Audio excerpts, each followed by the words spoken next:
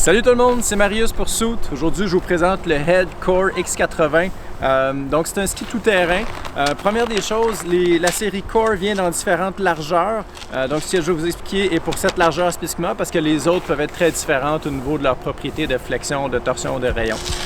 Des skis de 80 mm au patin, il y en a quand même beaucoup sur le marché. Je pourrais comparer celui-là au Rossignol Experience 82 Ti ou au Dynastar M Pro 84, ce serait des comparables. Donc, ces trois skis-là ont environ 12-13 mètres de rayon, à peu près 10-15% de rocker, donc c'est à peu près similaire côté shape.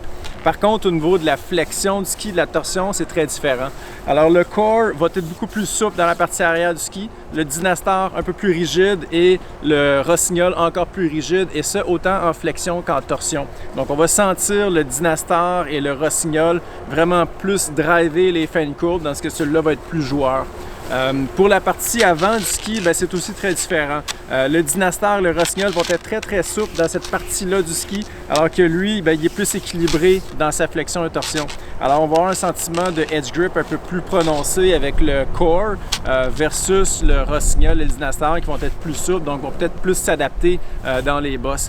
Fait que moi, ma recommandation, ce serait de prendre ce ski-là pour quelqu'un qui veut un ski tout-terrain, mais orienté davantage piste. Alors que si vous voulez un ski tout-terrain qui va vraiment vous faciliter la job dans de la neige variée, là, on pourrait regarder plus vers le Dynastar ou le Rossignol Experience.